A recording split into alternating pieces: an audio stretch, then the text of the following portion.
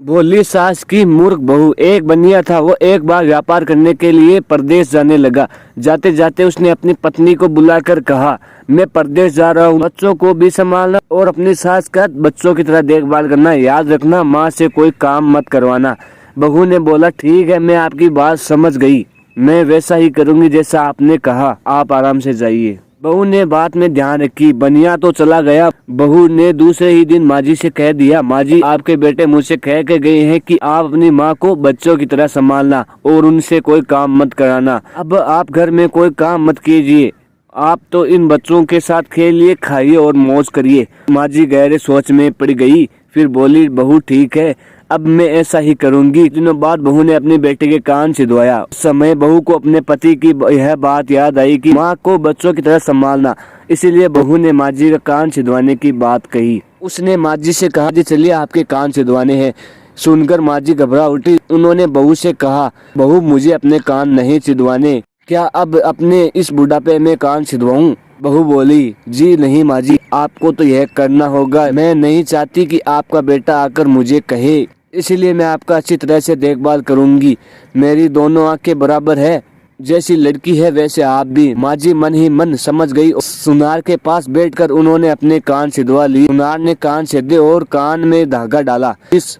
बहू जिस तरह रोज लड़की के कान में तेल लगाती, उसी तरह माँ जी के कान में भी तेल लगाती। थोड़े दिनों बाद बहू ने अपने बेटे के लिए बाली बनवाई। उसे अपने पति की याद आई। फिर उन्होंने माँ जी के लिए भी बालियां बनाई। माँ जी, मैं आपको बालियां पहना देती हूँ। माँ जी ने कहा, बहू मुझको बाली क्यों पहना रही हो? मैं बूढ़ी हूँ, मुझे इसकी जरूरत नहीं। बाली तुम अपनी बेटी को पहनाओ, मुझे नहीं पहनी। लेकिन बहू नहीं मानी। जबरदस्ती करके माँ जी के कान में बाली पहना दी। इसके पश्चात माँ जी ने छोटे बच्चों के साथ अपना मनोरंजन करती, घूमती, खेलती और कई तरह से मौज मस्ती करती। बहू ने एक बढ़िया दिन देखकर अपने बेटे को नाई से चोटी कटवाने के लिए रखवा दी।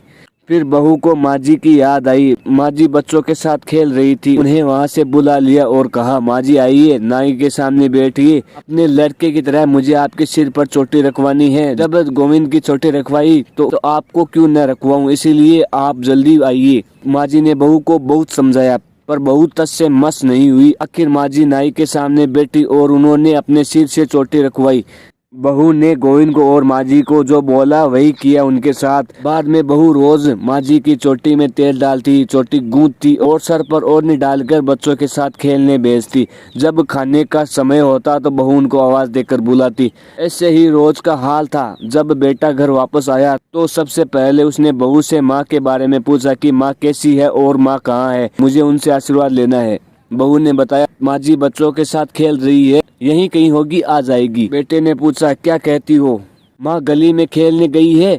गली में तो बच्चे खेलते हैं, क्या बुढ़ी माँ कभी खेलने जाती है? बहू ने कहा, मैं तो माँ को खेलने भेजती हूँ। अब आपने कहा नहीं था कि माँ को बच्चों की तरह रखना? मैंने तो लड़की की तरह माँ के कान भी बिंदवाए और कानों में बालियां पहनाई। जब लड़के की चोटी रखवाई तो मैंने भी माँ की चोटी रखवा ली। जब मैं सबको खेलने भेजती हूँ तो माँ को क्यों न भेजूं?